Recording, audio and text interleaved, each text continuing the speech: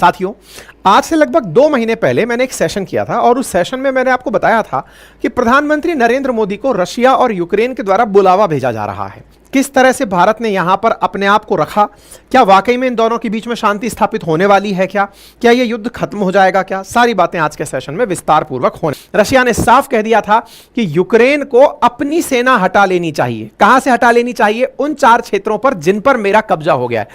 कहा जा रहा है कि रशिया और यूक्रेन के बीच में जो चला आ रहा 24 फरवरी 2022 से चला आ रहा जो ये संघर्ष है, इसको रुकवाने में भारत महत्वपूर्ण रोल प्ले कर सकता है। मैंने इसी सेशन में आपको बताया था स्विट्जरलैंड वार्ता के बारे में। अगर आपने वो सेशन देखा है प्रॉपर तरीके से तो मैंने डिटेल में स्विट्जरलैंड वार्ता का जिक्र किया था। स्विट्जरलैंड वार्ता असल में स्विट्जरलैंड के राष्ट्रपति वियोला एमहर्ड के जनवरी 2024 की घोषणा के अनुसार थी, जिसमें उन्होंने ये कहा था कि रशिया यूक्रेन जो आपस में संघर्ष कर रहे हैं, अगर मैं चाहूं तो इसे रुकवा सकता हूं और रुकवाने के लिए दोनों को टेबल पर लेकर आऊंगा और ना केवल इन दोनों देशों को लेकर आऊंगा बल्कि दुनिया के जितने भी बड़े बड़े स्टेक होल्डर्स हैं, चाहे फिर वो इंडिया हो, अमेरिका हो, चाइना हो, रशिया, इन सबको बुलाकर टेबल पर बिठाऊंगा और बिठाकर कहूंगा कि भैया इस संघर्ष को खत्म करो, क्योंकि आप दोनों के झगड़े से दुनिया का बहुत नुकसान हो रहा है। अच्छा, ये विचार तो बड़ा नेक था स्विट्जरलैंड का। ये जो प्लान था कि इन दोनों को टेबल पर बिठाया जाए और शांति स्थापित कराई जाए, पूरी दुनिया को इकट्ठा किया जाए, इसमें वो कितने कारगर हुए आज के सेशन में ये बात पता चलेगी। आप पूछेंगे क्यों ऐसा कह रहे हैं? हम इसलिए कह रहे हैं क्योंकि ये बैठक संपन्न हो चुकी है। संपन्न हो चुकी है तो क्या भारत की तरफ से इसमें प्रतिनिधि गए, क्योंकि भारत को बुलाया गया था? क्या भारत की तरफ से लोग इसमें गए? पहला पॉइंट। भारत की तरफ से कौन गया, क्या बातें हुई, किस तरह से भारत ने यहां पर अपने आप को रखा, क्या वाकई में इन दोनों के बीच में शांति स्थापित होने वाली है, क्या यह युद्ध खत्म हो जाएगा, क्या सारी बातें आज के सेशन में विस्तार पूर्वक होने वाली हैं। लेकिन शुरुआत में ही आपको यह जानकारी दे दूं कि यहां पर इस वार्ता के शुरू होने से 2 दिन पहले ही पुतिन महाराज के द्वारा अपनी तरफ से कंडीशंस रख दी गई थी कि देखो भाई, बात ऐसी है कि रशिया यूक्रेन के बीच में जो भी चल रहा है, इसे सॉर्ट आउट करने के लिए आपने इंडोनेशिया के अंदर बाली में हुए G20 बैठक में भी जेलेंस्की को बुलाया था, बुलवाकर पूछा था कि बोलो बेटा क्या चाहिए। जेलेंस्की अपना एक 10 पॉइंट एजेंडा लेकर आते हैं और आकर के सबके सामने रखकर चले जाते हैं कि मुझे तो ये 10 बिंदु चाहिए। बोले देखो, जेलेंस्की हर जगह अपने पॉइंटर रखे घूम रहे हैं, अब हमारे भी पॉइंटर सुन लो, हमें क्या चाहिए। बकायदा पुतिन ने अपनी तरफ से डिसाइड करके दुनिया को बता दिया इस घटना के अंजाम होने से पहले, यानी कि रविवार से 2 दिन पहले ही, शुक्रवार के दिन पुतिन के द्वारा बता दिया गया कि मैं तो शांति के लिए तैयार हूं, भले ही मुझे बुलाओ या मत बुलाओ। मैं हालांकि तुम्हारे बुलावे पर नहीं आऊंगा क्योंकि जेलेंस्की माने नहीं है, जो एजेंडा सेट किया है वो मेरे अकॉर्डिंग नहीं है। मेरा एजेंडा सिंपल है और वो एजेंडा इतना है कि मैंने जिन हिस्सों पर कब्जा कर लिया उन हिस्सों को मेरे पास रहने दिया जाए, नंबर 1। और number 2, Ukraine NATO NATO NATO कहना बंद कर दे। यदि ये 2 बातें मानने को तैयार हो जाता है तो मैं तो कल ही युद्ध रोक दूंगा। मतलब यह तय है कि पुतिन ने पहले यूक्रेन को पनिशमेंट दिया। किस बात का पनिशमेंट दिया? कि तुम नाटो के करीब क्यों जाना चाहते हो, और अगर तुम नाटो के करीब जाना चाह ही रहे हो, मतलब तुम्हारे अंदर अगर इतना तेज ज्यादा मनसा पनप ही रही है कि मुझे नाटो कंट्री बनना है, तो भैया फिर युद्ध झेलो। मतलब पुतिन ने स्पष्ट रूप से अपनी 2 शर्तें रख दी। पहला, नाटो के प्रति तुम्हारा मोह खत्म कर दो, और नंबर 2, जिन क्षेत्रों पर मैंने कब्जा कर लिया है उन्हें मेरा ही मान लो। क्या आपको लगता है कि पुतिन की ये बातें यूक्रेन या पश्चिमी देश मान जाएंगे? कहां संभव था। बस इसी के साथ में परिणाम तो जगजाहिर है, फिर भी फॉर्मेलिटी तो कर ही लेते हैं। तो चलिए फॉर्मेलिटी में आगे बढ़ते हैं। फॉर्मेलिटी के अंदर भारत ने पुतिन का साथ अंतर्राष्ट्रीय मंच पर भी दे ही दिया, तभी तो सुर्खियां बनती हैं कि इंडिया ने जॉइंट स्टेटमेंट ही नहीं आने दिया यूक्रेन पीस टॉक का, अपने द्वारा तो नहीं होने दिया कि सब अपन नहीं आएंगे। अच्छा, ये जॉइंट स्टेटमेंट क्या होता है मैं आपको थोड़ा सा समझा देता हूं। अभी जब G20 समिट हुई थी, अगर आपको ध्यान हो तो G20 समिट के अंदर इंडिया में जब आयोजित हुई थी तब एक बहुत बड़ा चैलेंज था जिसे इंडिया की डिप्लोमेटिक विन के रूप में दिखाया गया था। क्या चैलेंज था? कि इंडिया एक जॉइंट कम्युनिके निकलवा सके, यानी कि एक संयुक्त घोषणा पत्र निकलवा सके, क्योंकि दुनिया के इतने सारे देश थे और उस संयुक्त घोषणा पत्र में रशिया यूक्रेन का नाम ना हो। यही तो मंशा थी ना इंडिया की कि भाई रशिया के ऊपर कोई भी बयानबाजी ना हो। एक इस प्रकार का कम्युनिके निकलवाने में इंडिया कामयाब होगा क्या? तो कहते हैं कि मोदी जी की कूटनीति G20 मेंबर्स को सभी को एक साथ एक ही प्लान पर लाने में कामयाब हुई थी। इसलिए दुनिया भर के देशों ने भारत का लोहा माना था कि भाई आपने बैठक बुलाई, दुनिया के 20 बड़े देश बुलाए और बुलाकर उन्हें एक टेबल पर बिठाकर एक जैसा घोषणा पत्र निकलवाने में आप कामयाब हो गए। लेकिन स्विट्जरलैंड इस चीज में कामयाब नहीं हुआ। स्विट्जरलैंड ने जब दुनिया के सभी देशों को टेबल पर बुलाने का प्रयास किया तो लगभग 92 कंट्रीज उन तक पहुंच पाए। 92 कंट्रीज में से भी बहुत सारे देशों ने या तो अपने एनवॉय भेज दिए, अपने प्रतिनिधि भेज दिए, या अपने मंत्री भेज दिए। मतलब यह था कि सबने अपने राष्ट्राध्यक्ष नहीं भेजे। तो कहने का मतलब 92 देश बुला करके भी वो 92 इतने इफेक्टिव नहीं पहुंच पाए जितना स्विट्जरलैंड चाहता था, नंबर एक। नंबर दूसरा, भारत जैसे देश को, जो कि रूस का मित्र है, उसे कन्विंस करने में कामयाब नहीं हुए। किस चीज के लिए? संयुक्त घोषणा पत्र के लिए। यानी स्विट्जरलैंड के अंदर जो घोषणा पत्र जारी हुआ, उस घोषणा पत्र में भारत ने दस्तखत नहीं किए कि नहीं सर, मैं ये नहीं मानता, यानी कि मैं रशिया के खिलाफ आपके किसी भी घोषणा पत्र को मानने के लिए तैयार नहीं हूं।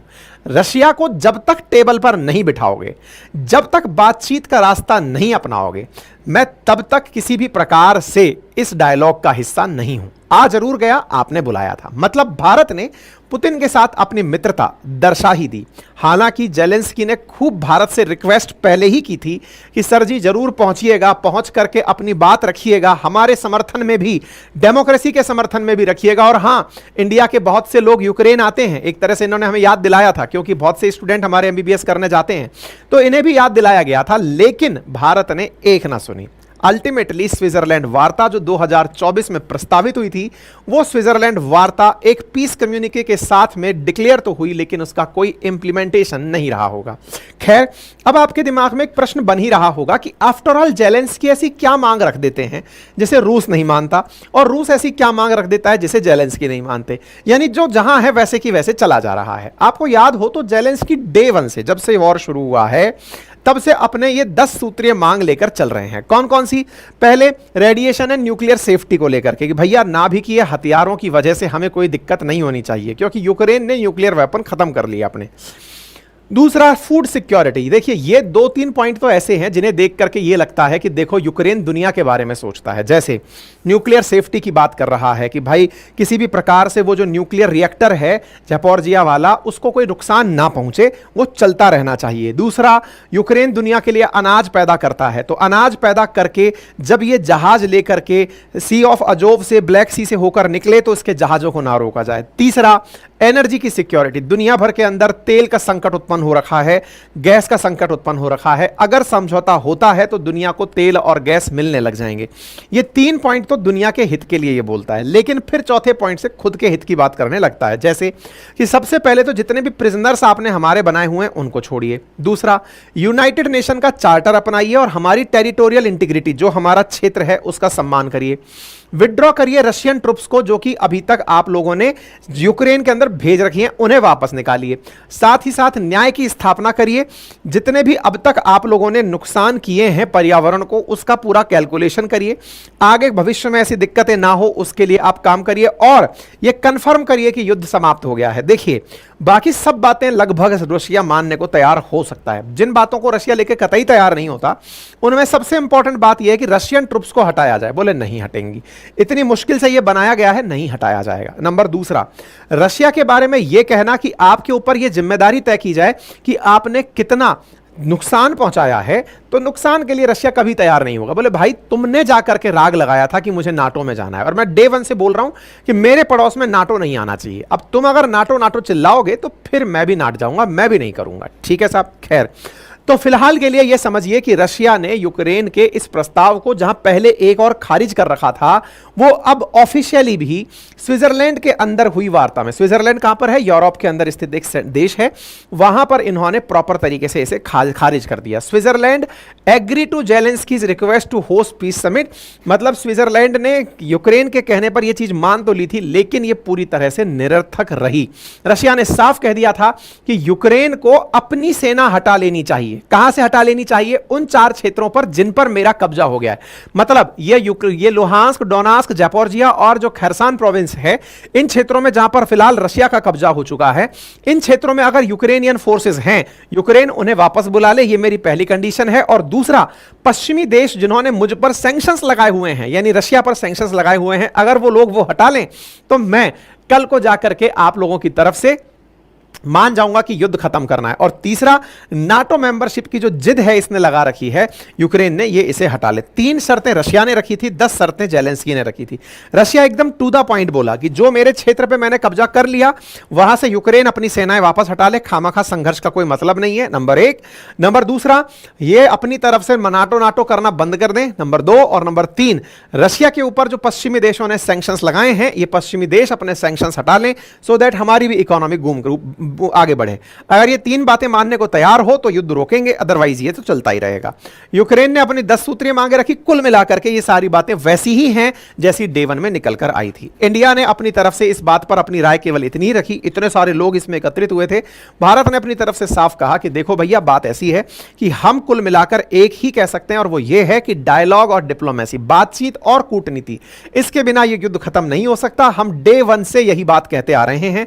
हालांकि जेलेंस्की ने चूंकि दुनिया का समर्थन अपने पक्ष में देखा, इसलिए वो बड़े अभिभूत थे। हालांकि 92 कंट्रीज में से लगभग 13 देश ऐसे रहे जिन्होंने इस पर साइन करने से इनकार कर दिया। 79 कंट्रीज ही 92 जो प्रेजेंट हुई थी उनमें से अपनी तरफ से साइन कर पाई ज्वाइंट घोषणा पत्र के ऊपर। 13 देश वहां पहुंच करके भी इनकार कर दिए, जिनमें से बड़े देशों में इंडिया और सऊदी अरेबिया शामिल हैं, जिनसे उम्मीदें थी कि ये लोग पहुंचेंगे तो कुछ करेंगे। इन्होंने साफ इनकार कर दिया कि नहीं साहब, सॉरी, हम नहीं कर पाएंगे। यहां पर 79 वो कंट्रीज हैं जिन्होंने इस पर हस्ताक्षर किए। और तो और यहां पर एक चीज और डिमांड की गई। अच्छा, एक डिमांड क्या है उसको भी समझ लेते हैं। जो संयुक्त घोषणा पत्र आया उसमें 3 बड़ी डिमांड क्या थी। पहली डिमांड यह थी कि अभी के लिए जो रशिया के द्वारा कंट्रोल किया हुआ ज़ैपोरिज़िया के अंदर न्यूक्लियर पावर प्लांट है, उस पर किसी भी प्रकार का कोई हमला ना हो जाए, क्योंकि रशियन फोर्सेस ने यूक्रेन के ज़ैपोरिज़िया के पावर प्लांट पर कहीं ना कहीं कंट्रोल स्थापित किया हुआ है। तो उसकी सेफ्टी और सिक्योरिटी को लेकर दुनिया कंसर्न है। तो ऐसी स्थिति में उसे सुरक्षित रहने दिया जाए। कुछ ऐसा ना हो कि अगर ऐसा हुआ, मतलब इसमें रिक्वेस्ट नहीं की गई है, इसमें एक लाइन और बोली गई है कि अगर ऐसा होता है तो फिर ये इनएडमिसिबल होगा, यानी कि इसे माफ नहीं किया जाएगा। जनाब, अगर आपने न्यूक्लियर पावर प्लांट पर कुछ भी नुकसान पहुंचाया तो दुनिया के 79 कंट्री बोल रहे हैं कि यह इनएडमिसिबल होगा। नंबर दूसरा बोला गया यहां पर कि दुनिया भर के अंदर जो फूड सेफ्टी है, फूड प्रोडक्ट्स हैं, वो यूक्रेन के रास्ते होकर निकलते हैं, जिसके लिए ये जो ब्लैक सी से होकर के, देखिए ये यूक्रेन रहा, ये रशिया रहा, इन दोनों को कनेक्ट करने वाला सी ऑफ अजोव, और सी ऑफ अजोव के साथ साथ में यहां पर ब्लैक सी। तो बोले ये वाली जो जगह है ना, कर्च स्ट्रेट से होते हुए ये जो सी ऑफ अजोव है, यहां से ब्लैक सी के बीच का जो ट्रांसपोर्टेशन है, इसे निर्बाध रूप से होने दिया जाए, ताकि दुनिया भर को प्रॉपर तरीके से भोजन मिले और जहाजों पर होने वाले अटैक को रशिया रोके। ये दूसरी डिमांड की गई। तीसरी चीज कही गई, और हां, यह भी कहा गया कि यदि रास्ते में सिविलियन पोर्ट्स पर और सिविलियन इंफ्रास्ट्रक्चर पर अगर कोई भी हमला होता है तो यह अनएक्सेप्टेबल होगा, इसे स्वीकार नहीं किया जाएगा। नंबर तीसरा बोला गया, thirdly, prisoners of war must be released by complete exchange. All deported and unlawfully displaced Ukrainian children and all other Ukrainian civilians who were unlawfully detained must be returned to Ukraine. तो बोले जो Ukraine के लोग आपने बंधक बना रखे हैं उन्हें वापस भेज दिया जाए। ये 3 चीजें बोली गई, और इसमें ये जो शब्द यूज किए गए ना, इनएडमिसिबल है ना, अनएक्सेप्टेबल है, तो इसका मतलब क्या निकले? मतलब दुनिया वाले ये मान ले क्या कि 79 कंट्रीज ने कहा है कि रशिया या तो तुम सुधर जाओ, नहीं तो हम 79 कंट्रीज एक साथ हैं। 92 देशों में से 79 कंट्रीज के ये जो बयान है, इसको मतलब जॉइंट घोषणा पत्र है, ये सबने इस प्रकार की बातों का इस्तेमाल किया है, इनएडमिसिबल, अनएक्सेप्टेबल। तो कर क्या लोगे तुम रशिया का? रशिया यही तो बार बार पूछ रहा है। इंडिया ने कहा कि हम इन पॉइंट्स पे हस्ताक्षर ही नहीं कर सकते। क्यों नहीं कर सकते? बोले ये जो बातें हैं ना, ये एक तरफा हैं। एक तरफा क्यों है? जिनके बीच में शांति की बात हो रही है वो आदमी खुद ही नहीं आया।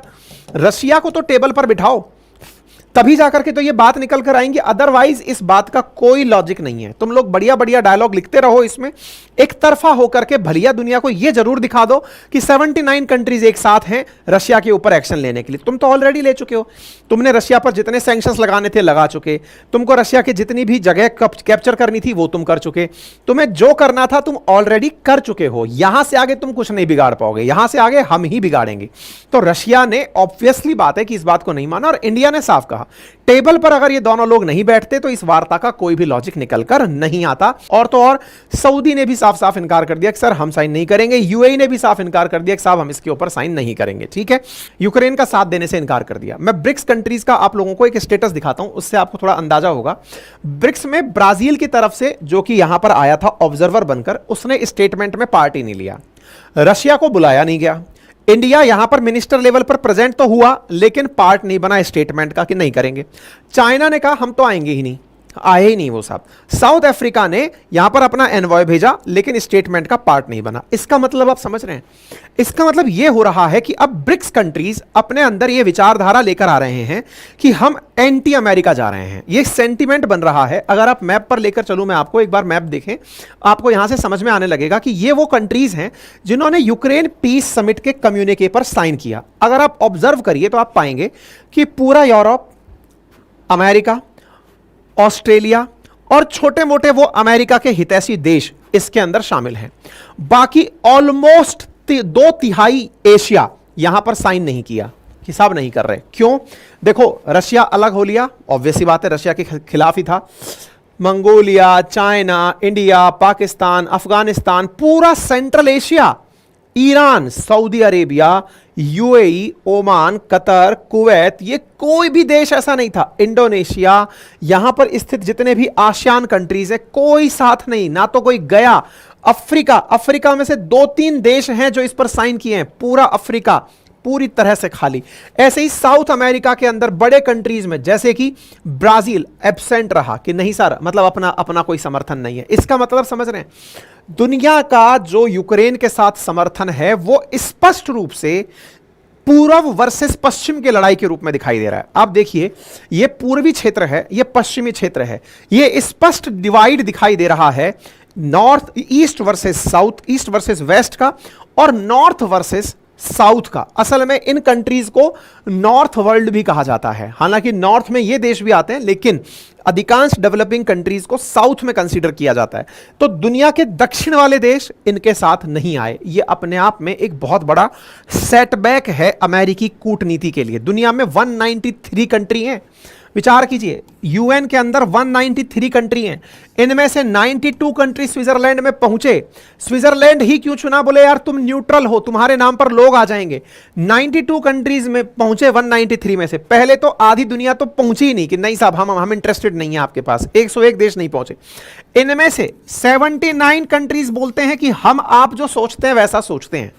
बाकी पहुंच करके भी 13 देश ऐसे निकले जिनमें इंडिया, सऊदी अरब और यूएई प्रमुख देश हैं, जिन्होंने साफ मना कर दिया कि हम आपके घोषणा पत्र पर साइन नहीं कर सकते, सॉरी हम आपके साथ नहीं हैं, आप जो बोलना चाहते हो, बयान देना चाहते हो, हम बयान में साथ नहीं है। ये अगेन वेस्ट की हार है यूक्रेन को लेकर जो जिद हो रही है। लेकिन दूसरी तरफ दुनिया में एक मैसेज स्पष्ट जा रहा है, और वो क्या है कि जो ब्रिक्स नेशंस हैं, कहीं ऐसा तो नहीं है कि ये अपना नाटो की तरह से कोई अलाई बनाने जा रहे हैं। क्यों ऐसा बोल रहा हूं? क्योंकि हाल ही में सऊदी अरब और यूएई ये भी ब्रिक्स में ही शामिल होने जा रहे हैं। ऐसी स्थिति में ईरान, सऊदी, यूएई जो ब्रिक्स की तरफ बढ़ रहे हैं, ये एंटी अमेरिका हो रहे हैं। आपको मैंने थोड़े दिन पहले, कल ही एक सेशन बताया था, सऊदी अरब ने इनके साथ में इनकार कर दिया है कि हम तुम्हारा पेट्रो डॉलर एग्रीमेंट नहीं मानेंगे। ये कहीं ना कहीं एक ऐसा इतिहास क्रिएट हो रहा है जो आने वाले समय में दुनिया को एक स्पष्ट डिवाइड में बांट देगा। यहां पर पूर्व वर्सेस पश्चिम की, उत्तर वर्सेस दक्षिण की लड़ाई को पब्लिक कर देगा। ठीक है, बाकी आप इस विषय पर कैसे सोचते हैं जरूर अपनी बात रखिएगा। दुनिया भर ने इसको कैसे लिया वो मैंने आप लोगों को बता दिया। यहां पर इसका कोई मतलब नहीं निकला। साफ साफ तरीके से भारत ने पुतिन का साथ देकर यह स्पष्ट कर दिया कि हम केवल डिप्लोमेसी और डायलॉग के समर्थन है, जो पहले से भी कह चुके हैं कि पीस, डिप्लोमेसी, डायलॉग, ये डे 1 से हमारा स्टेटमेंट है और हमने एंड में भी यही बोला।